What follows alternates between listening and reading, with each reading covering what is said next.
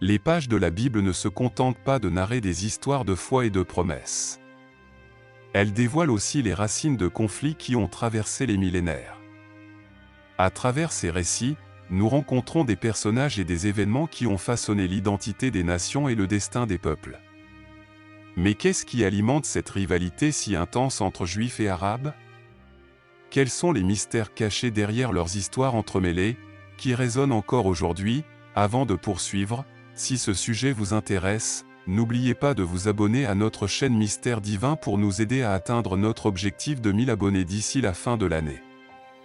Cliquez sur le bouton j'aime, partagez cette vidéo avec vos amis et laissez un commentaire pour nous dire ce que vous en pensez. Cela nous aide énormément à faire connaître cette chaîne et à vous offrir encore plus de contenu enrichissant. En plongeant dans les récits bibliques, nous trouvons des réponses éclairantes. Elles éclairent non seulement le passé, mais offrent aussi une compréhension essentielle des défis actuels. Les racines profondes des conflits entre Juifs et Arabes remontent à des événements et des choix faits il y a des millénaires. Ces histoires entrelacées révèlent des dynamiques complexes qui résonnent encore aujourd'hui. Qu'est-ce qui motive cette rivalité et cette quête de pouvoir? Pourquoi ces peuples semblent-ils toujours en guerre, malgré les millénaires qui les séparent? Préparez-vous pour un voyage fascinant au cœur des complexités et des connexions qui définissent ces relations. Nous allons découvrir que guerre et paix trouvent souvent leurs racines dans des choix et des promesses ancestraux. Vous comprendrez que les événements d'hier influencent profondément la réalité d'aujourd'hui, et que ces histoires anciennes, bien qu'éloignées, ont un impact direct sur le monde moderne. Comme toujours, pensez à cliquer sur « J'aime », à vous abonner à la chaîne, et à laisser en commentaire d'où vous regardez cette vidéo. Cela nous aide énormément à développer la chaîne et à continuer de produire du contenu de qualité. De plus, nous avons un objectif ambitieux, atteindre 1000 abonnés d'ici la fin de l'année. Votre soutien est essentiel pour y parvenir. Et maintenant, plongeons dans l'histoire. Dans le vaste désert de l'ancienne Mésopotamie, à un moment de profonde révélation, Dieu appela Abraham, un homme ordinaire, et lui fit une promesse extraordinaire qui allait changer le cours de l'histoire. Un appel qui allait non seulement changer le destin d'Abraham, mais aussi celui de toute l'humanité. Dans Genèse 12:2, le Seigneur déclara « Je ferai de toi une grande nation, je te bénirai, je rendrai ton nom grand, et tu seras une bénédiction. » Ces mots résonnaient comme un engagement divin, une promesse qui s'étendrait sur des générations et qui donnerait naissance non seulement à une lignée, mais aussi à une alliance éternelle. Imaginez Abraham, un homme de foi, vivant dans un monde où la fertilité et la descendance étaient synonymes d'honneur et d'héritage. Lui et sa femme Sarah, tous deux âgés, portaient le poids émotionnel de nombreuses années sans enfant. Une douleur qui les suivait comme une ombre persistante, les isolant dans leur solitude et leur désespoir. La promesse divine devenait non seulement un défi de foi, mais aussi une lueur d'espoir dans leur cœur, un espoir que même dans leur vieillesse, un peuple nombreux naîtrait de leur lignée. Un espoir que malgré l'impossible, Dieu accomplirait ce qu'il avait promis. Cependant, l'attente de la réalisation de cette promesse devenait de plus en plus accablante.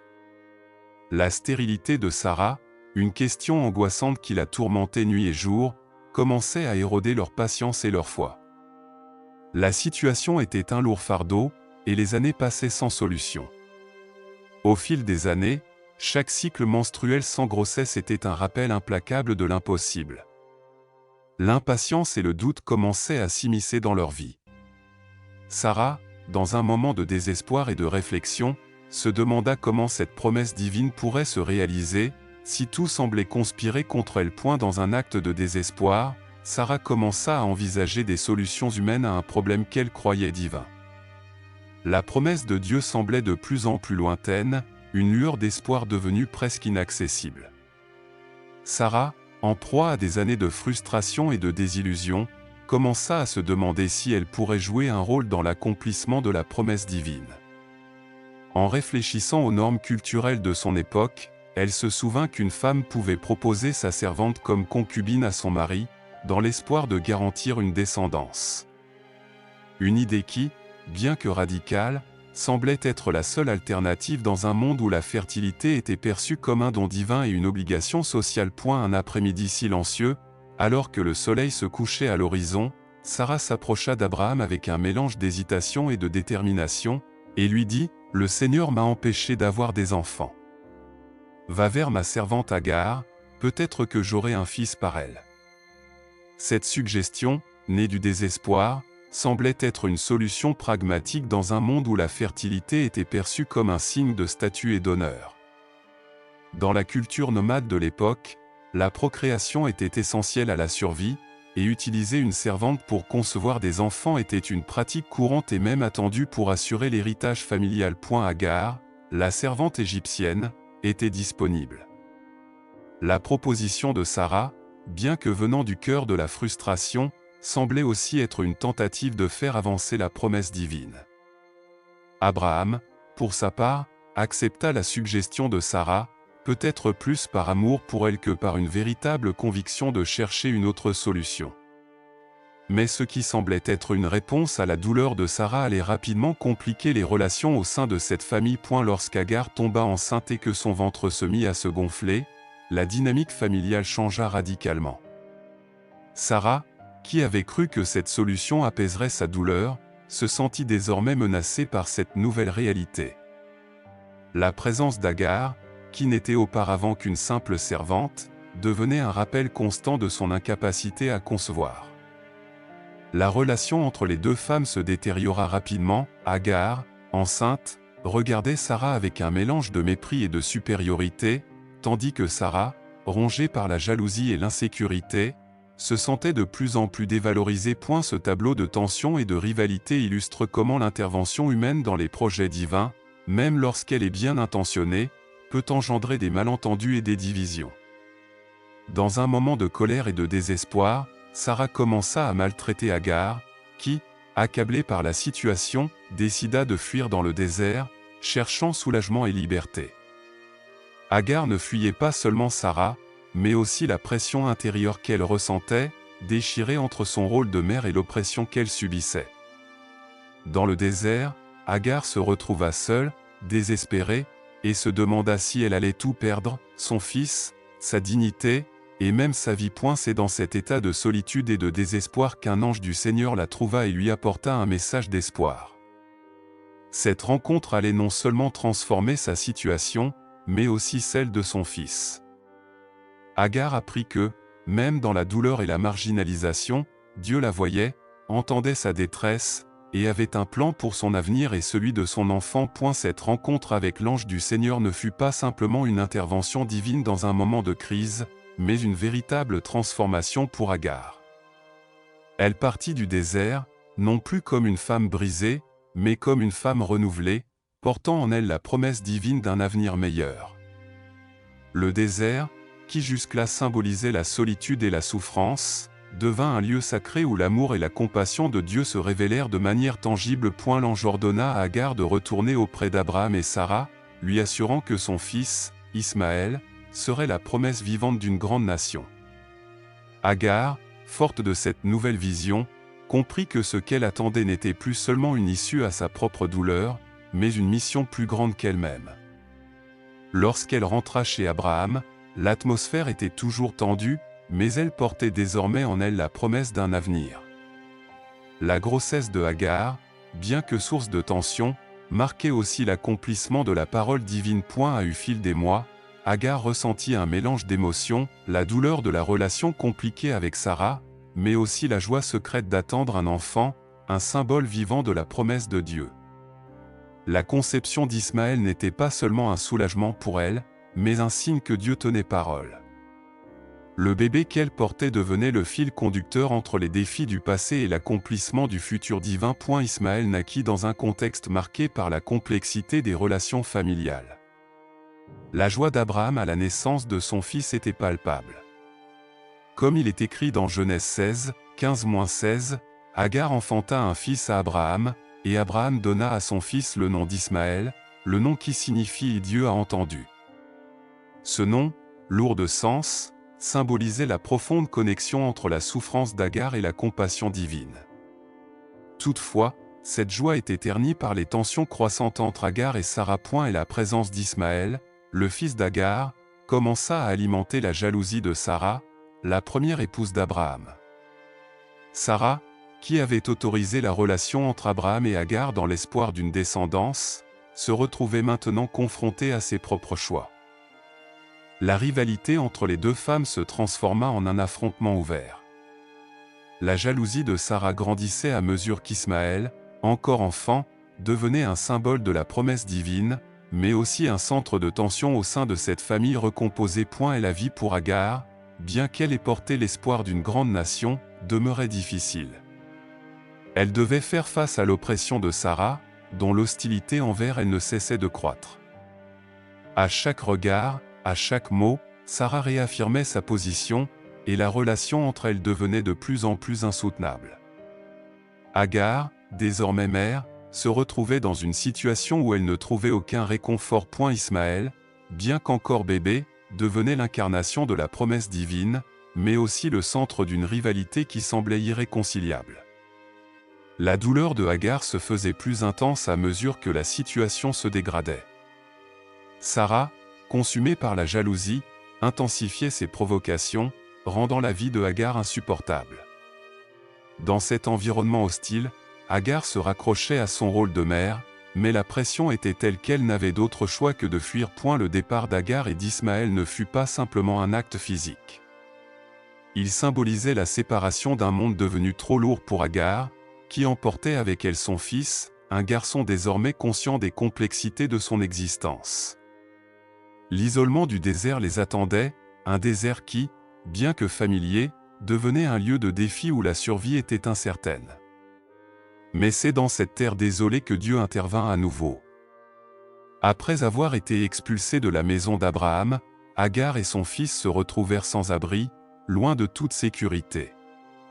Le pain et l'eau qu'elles avaient emportés étaient presque épuisés, et la menace de la mort par déshydratation devenait plus réelle à chaque heure. C'est alors que, dans un acte de miséricorde divine, Dieu écouta la voix d'Ismaël, et un ange apparut à Agar, lui offrant non seulement un message de réconfort, mais aussi une promesse de renouveau. L'ange du Seigneur appela Agar depuis les cieux, lui disant « Ne crains point, car Dieu a entendu la voix de l'enfant dans le lieu où il est. » Ce message, loin d'être un simple écho lointain, était une véritable manifestation du soin divin. Dieu, qui ne se détourne jamais de ses enfants, voyait la souffrance de Agar et la détresse de son fils. L'ange lui ordonna de se lever, de prendre l'enfant par la main et de ne pas avoir peur, car Dieu allait faire de lui une grande nation.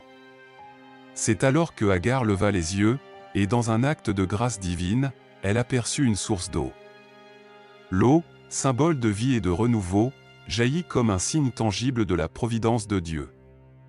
Ce miracle, loin d'être un simple acte de miséricorde, était une démonstration claire de l'amour infini de Dieu, même dans les moments les plus sombres.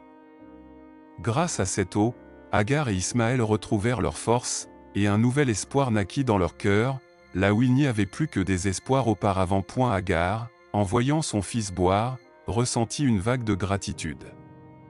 Elle comprit que Dieu avait été présent tout au long de leur épreuve, même lorsqu'elle se sentait abandonnée et seule. Cette expérience dans le désert devint un témoignage de la fidélité de Dieu, un rappel que même lorsque tout semble perdu, l'espoir peut renaître grâce à l'intervention divine. Ce désert, autrefois symbole de solitude et de détresse, devint désormais un lieu de renouveau, où Agar et Ismaël purent goûter à la bienveillance de Dieu. Au fil des années, Ismaël devint un jeune homme fort et capable, façonné par les conditions uniques de sa vie. Grandissant dans le désert, il apprit à survivre dans ce milieu aride, développant des compétences essentielles à la vie nomade. Très jeune, il montra une aptitude remarquable pour la chasse et devint un archer exceptionnel. Son habileté au tir à l'arc se distingua, lui permettant de fournir de la nourriture pour lui-même et sa mère, Agar. Cette transition marqua un tournant dans sa vie, un passage de l'enfance à l'âge adulte, tout en restant sous la protection divine. Dans Genèse 21, 20-21, il est écrit « Dieu fut avec l'enfant, qui grandit, habita dans le désert et devint un archer ». Cette phrase résume non seulement la réalité d'Ismaël, mais aussi l'accompagnement constant de Dieu, qui veillait sur lui dans ses aventures. Le désert n'était pas seulement un lieu de survie, mais aussi une école où Ismaël forgeait son caractère, sa résilience et son courage. En grandissant, il devint un homme capable de faire face à toutes les épreuves que la vie lui imposait. Cependant, Agar, consciente de la dureté de la vie dans le désert, se préoccupait de l'avenir de son fils. Bien que Ismaël fût fort et capable, elle savait que la solitude du désert n'était pas un environnement idéal pour l'épanouissement d'un homme. Elle rêvait pour lui d'une vie différente, où il pourrait s'épanouir, tisser des liens et trouver un foyer. C'est pourquoi elle entreprit de lui chercher une épouse, non seulement pour lui apporter de l'amour, mais aussi pour renforcer leur culture et leur tradition. Agar prit alors la décision significative de chercher une épouse pour Ismaël, une femme qui serait enracinée dans leur tradition et qui l'aimerait profondément. Elle choisit une jeune femme égyptienne, une décision marquante qui non seulement renforçait les liens entre les deux cultures, mais symbolisait également une continuité de l'héritage familial. Ce mariage, au-delà de sa dimension personnelle, avait des implications profondes pour l'avenir d'Ismaël et la formation de la lignée qu'il porterait. En choisissant une épouse égyptienne, Agar marquait un tournant important dans l'histoire de son fils. Cette union symbolisait l'intersection entre les cultures arabes et égyptiennes, un héritage qui aurait des répercussions profondes sur l'histoire à venir. Le mariage d'Ismaël représentait bien plus qu'une simple étape dans la vie personnelle d'un homme.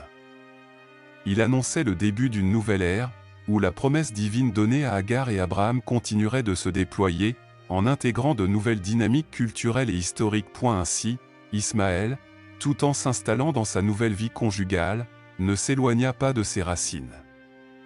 La vie dans le désert, avec ses épreuves et ses défis, avait forgé son caractère. Ce n'était pas seulement un homme capable de survivre, mais aussi un leader émerge, imprégné des valeurs et des traditions qui avaient guidé sa mère et son père. Son mariage ne marquait pas seulement un nouveau chapitre personnel, mais aussi le commencement d'une lignée qui, dans les générations à venir, jouerait un rôle important dans les tribus arabes. Ismaël devint ainsi un symbole de force et de résilience, incarnant les promesses divines qui résonnaient dans sa lignée. Il n'était pas simplement le fils d'Abraham, mais un pont entre les cultures, un homme portant en lui un héritage de foi, de survie et de persévérance. À travers ses conquêtes et ses défis, il continua de façonner son propre destin, tout en contribuant à l'histoire de son peuple. Son existence témoignait de la manière dont la providence divine se manifeste parfois de manière incompréhensible pour l'humanité, mais toujours avec un dessein précis. Au fur et à mesure que les années passaient, Ismaël fonda une famille dans le désert, perpétuant la lignée promise. Ses enfants, issus de sa propre union avec une épouse égyptienne, allaient devenir les ancêtres de 12 tribus qui se répandraient à travers le Moyen-Orient. Ces tribus, appelées les Ismaélites, joueraient un rôle majeur dans l'histoire biblique et historique. Chacune de ces tribus portait un nom, une culture et des coutumes uniques, mais ensemble, elles formaient un réseau complexe de relations intergénérationnelles. L'histoire d'Ismaël et de ses descendants est un puissant rappel de la manière dont la promesse divine se manifeste à travers les générations. La présence continue de Dieu dans la vie de son peuple se manifeste non seulement par l'accomplissement des promesses, mais aussi par la manière dont ces promesses touchent des vies individuelles et façonnent des communautés entières. Et la relation entre Ismaël et Isaac, bien qu'évoluant dans des contextes différents, reste l'un des aspects les plus fascinants du récit biblique. Bien qu'Isaac soit le fils de l'Alliance, l'union des deux demi-frères à la fin de leur vie nous montre un moment de réconciliation. Dans Genèse 25, 9, ils se réunirent pour enterrer leur père Abraham dans la caverne de Macpéla, un acte symbolique marquant non seulement le respect filial, mais aussi la fin d'une rivalité qui avait existé tout au long de leur existence. Cet acte d'union dans le deuil montre que, malgré les tensions et les rivalités qui les avaient séparés pendant une grande partie de leur vie, un lien profond de famille et de sang les unissait. Leur retrouvaille à ce moment crucial suggère que, même au milieu des divisions, il existe une possibilité de réconciliation et d'unité. Cette scène démontre que les relations familiales, même marquées par des conflits, peuvent transcender les rivalités et offrir un terrain commun pour une réconciliation. L'enterrement d'Abraham représente plus qu'un simple adieu à un père aimé. Il symbolise la continuité de l'héritage d'Abraham, et par extension, la transmission des promesses divines faites à ses descendants. Ainsi, bien qu'Ismaël et Isaac aient vécu des vies séparées, leur retrouvaille et leur union dans l'accomplissement des rites funéraires soulignent l'importance du lien familial et la puissance de la réconciliation au-delà des différences.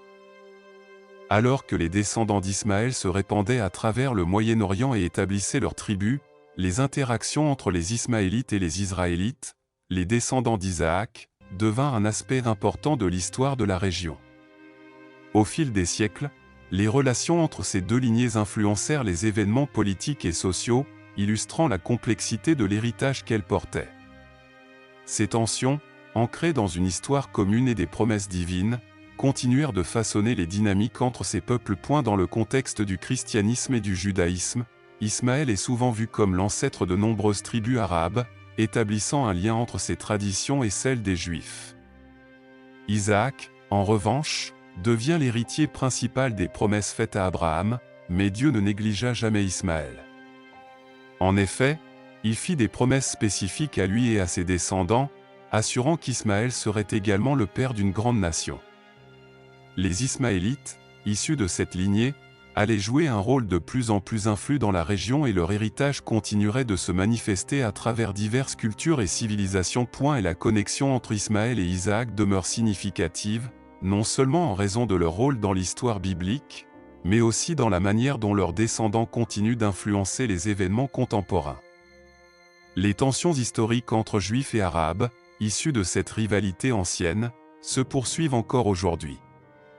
Cependant, ces conflits ne font pas partie du plan souverain de Dieu pour l'humanité. Depuis la création du monde, Dieu a toujours désiré que ses enfants vivent en harmonie, unis dans son amour et sa paix. Les divisions, bien qu'historiques et profondes, ne reflètent pas l'intention originelle de Dieu, mais plutôt la complexité de la condition humaine et la liberté qu'il a donnée à chacun. Et la Bible, tout au long de ses récits, témoigne du désir profond de Dieu de restaurer et de réconcilier. Dans Genèse 12:3, Dieu fait une promesse à Abraham, « Je bénirai ceux qui te béniront, et je maudirai ceux qui te maudiront, et toutes les familles de la terre seront bénies en toi. » Cette déclaration souligne que le plan divin, depuis ses origines, a toujours eu pour but de toucher toutes les nations. L'amour de Dieu transcende les frontières et les tribus, englobant toute l'humanité, et son but est de réunir toutes les nations sous son autorité. Les conflits contemporains, notamment ceux entre Juifs et Arabes, révèlent la nécessité de revenir à ce principe fondamental d'unité et d'amour. L'histoire biblique nous montre comment Dieu a agi au milieu des tensions et des rivalités pour accomplir ses plans. Abraham lui-même, bien qu'il fût le père de deux lignées distinctes, a connu des divisions au sein de sa propre famille. Cependant, Dieu fit des promesses aux deux fils, montrant que même dans la séparation, sa providence et son soin demeuraient présents. C'est un puissant rappel que même en période de discorde, Dieu ne laisse jamais ses enfants dans l'oubli, mais continue de tisser une tapisserie de grâce et d'espoir. Le message de Jésus, dans Matthieu 5h44, nous exhorte à aimer nos ennemis et à prier pour ceux qui nous persécutent. Cet appel à l'unité et à l'amour est un défi pour nous tous, indépendamment de nos différences ethniques ou religieuses.